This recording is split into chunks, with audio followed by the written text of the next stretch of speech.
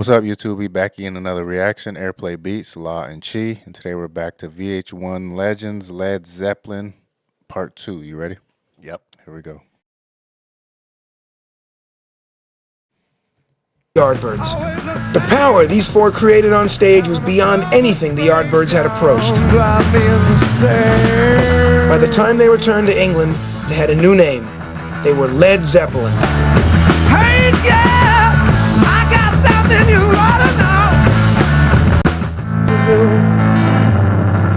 The newborn Led Zeppelin strategy was to build their reputation by intensive touring. In October of 1968, they headed into the studio to capture their live show on record. Their debut album was recorded in just 3 weeks. Most of the songs were intense and bluesy, like the stuff Jimmy had played with the Yardbirds. But there were also unusual choices, like the Indian-influenced Black Mountainside and a song popularized by Joan Baez, Babe, I'm Gonna Leave You.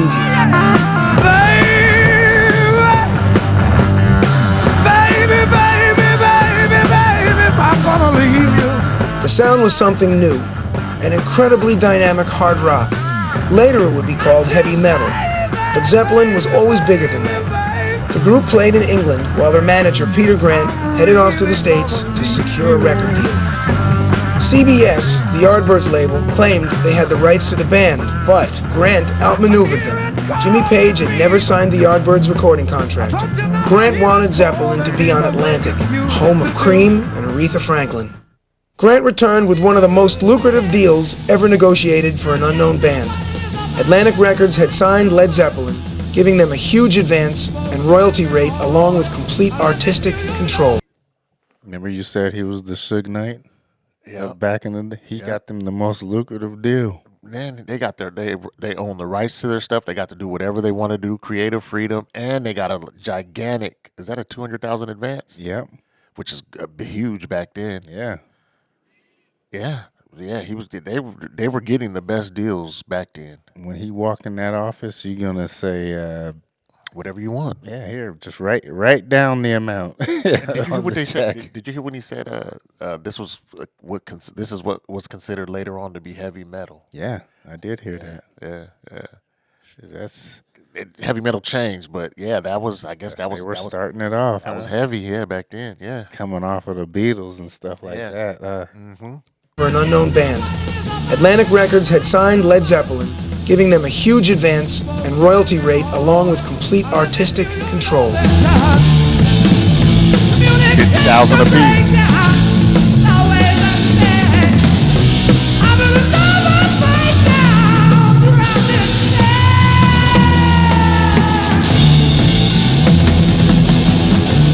With a mix of apprehension and excitement, Led Zeppelin headed off to America on Christmas Eve, 1968, leaving behind their loved ones for the holidays. They were nervous about how they'd go over in the States, where the Yardbirds had never really broken through.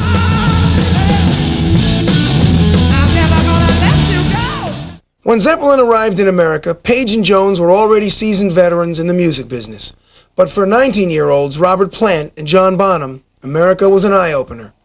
Compared to the frozen British Midlands back home, LA was the land of milk and honey. Zeppelin soaked up the sunshine and experienced the groupie scene for the first time. Ladies and gentlemen, please welcome the Led Zeppelin. The band made their U.S. debut on December 26, 1968 in Denver. Touring with Vanilla Fudge, Zeppelin were not even mentioned on the bill. In January 1969, their debut album was released. It was panned by Rolling Stone. A female reporter from Life magazine came out to do a feature on Zeppelin. But it was killed after she said she was attacked by 2 band members. She compared Led Zeppelin to animals in a zoo. That set up a pattern. The critics hated Led Zeppelin, but the band's growing fan base was intensely loyal. They played high-profile underground venues like the Fillmore and Boston Tea Party. The audience loved them. $5. When we got to America, that's when there was, sort of the massive reaction started towards us. You could feel it. In fact, after we played this date in San Francisco, it just spread like wildfire. FM rock radio was on the rise, and by May, the first album pushed its way to the top 10.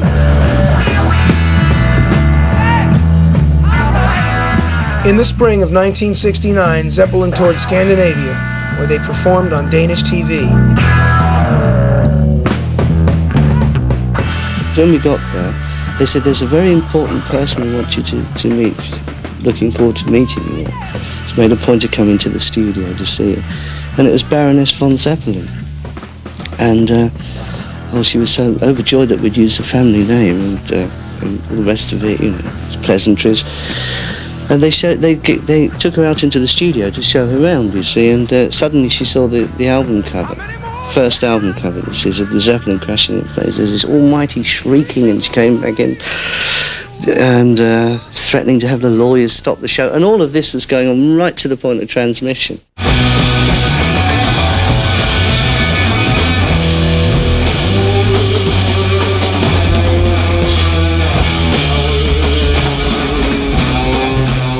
During the rest of 1969, the group toured the U.S. extensively, fortifying their reputation as one of the best rock bands around. Zeppelin's offstage antics were also becoming legendary. Booze, drugs, and groupies were in abundance on the road, and Led Zeppelin indulged like Viking at the time. Zeppelin would head into the studio to cut a few tracks for their second album. Because it was made during their days off from touring, Led Zeppelin II packed the energy release of a live show. It contained Whole Lotta Love, released as a U.S. single. It became the only Zepp tune to crack the top 10. It was quite a revolutionary. So they started off slow in the States. Yeah, there was a bunch of ruckus going on, the media and. But that's the cool part about it. I think that's the legend in them, is because the media was crashed down in them. They only had one song to hit the charts. And they But still but the through. people They liked still them. busted They were through. like an underground favorite. Like the people liked them, and that's if the what people lifted like them- you. That's the most That's what important lifts thing. you to the top, and then everyone else has to follow suit. Follow along, yeah, exactly. That's what sounds like what happened with That's them. where we're headed. Because we're on album 2, and they're like still like, yeah, that's crazy. I thought the U.S. single. media It would have became loved the them. only Zepp tune to crack the top 10. It was quite a revolutionary turn on, if you like. There was so many sexual connotations in the song, so much pop and the beginnings of pomp. You need cooling, baby, I'm not fooling. I'm gonna send you back to schooling. Way down inside, honey, you need it. I'm gonna give you my love. I'm gonna give you my love. Oh, want a whole lot of love. Want a whole lot of love. Want a whole lot of love. Want a whole lot of love. With Whole Lotta Love all over American radio, Zeppelin II became the group's first #1 album. It knocked the Beatles' Abbey Road off the top of the charts.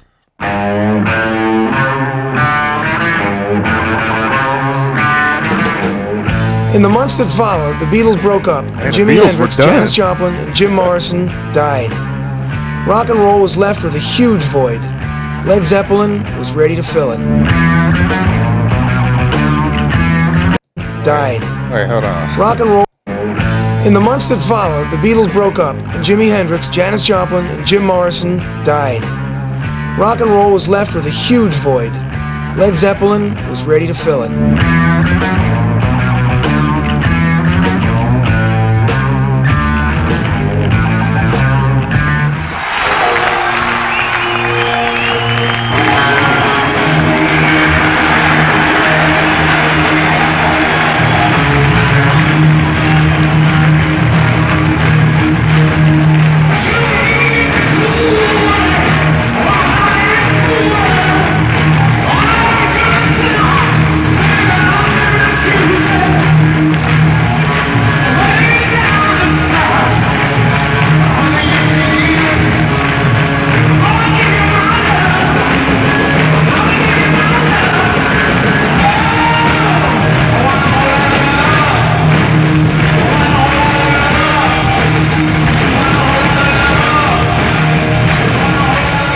In the spring of 1970, Led Zeppelin were burnt out from 2.5 years of continuous touring.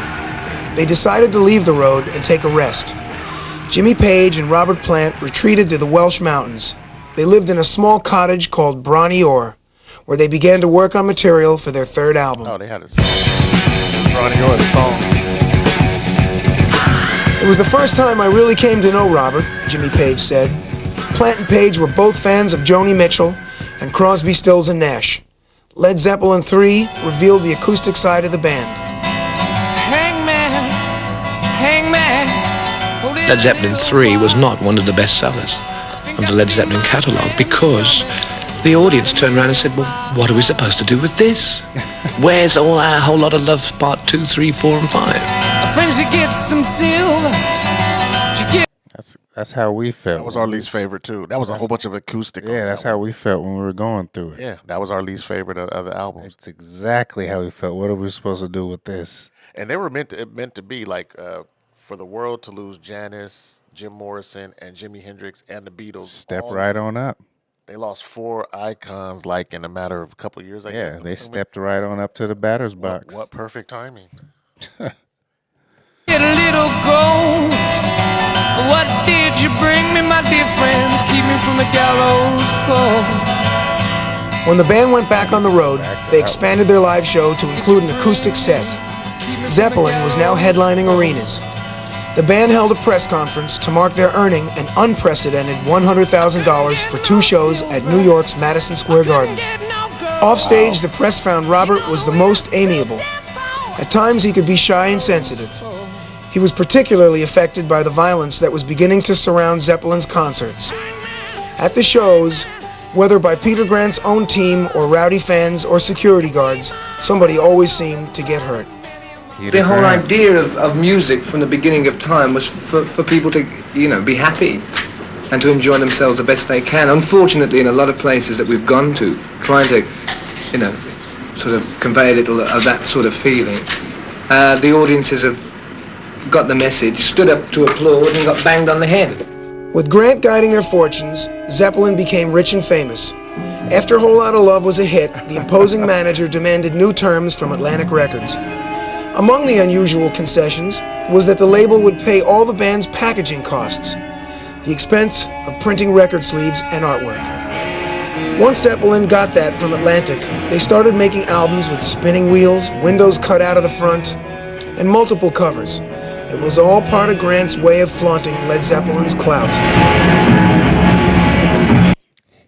He was, Even to this day, that's like hard to get. yeah, he was, he did it all. Packaging and you pay for the artwork and they pay. Yeah, and not come out of your budget. That's He not came back and renegotiated everything. after the first big hit. But they said all the fighting and stuff was from his entourage and stuff, though. They said Peter Grant and the guys he was with was, Take the good with the bad.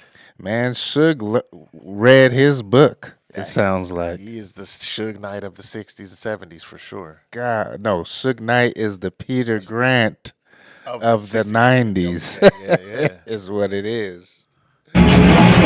Golly.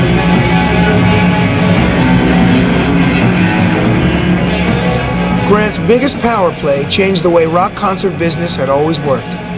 Instead of the concert promoter hiring Led Zeppelin to play and keeping most of the money himself, Grant's team forced the promoters to accept the 90-10 split in Zeppelin's favor.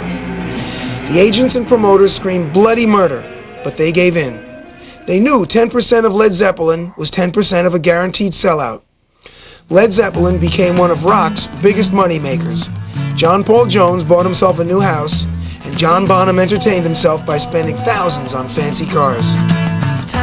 The weirdest thing about my father was We're gonna stop it right They there. got rich fast. Peter Grant. Yeah, he's someone that we need to look into. We need to look into something else with him. I Like, need a book or something. they got rich fast. Usually it's 3 albums in. You're after label recouping, then you start seeing your They big kept money. it all. They got it rich. Sounds like They got rich quick, and their fee for doing shows back then was humongous. 100,000 for 2 shows. nights? Yeah, great. They had the best manager in the business. That's what it sounds They like. did.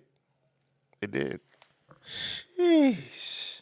They did. Oh, and it was muscle over anything else, which it always is. Yeah, but he had literal muscles. Yeah, that's what I'm saying, and that's what I'm saying. He Chokehold. pushed his weight muscles, around for man. sure. Good They God. got rich fast. Second album.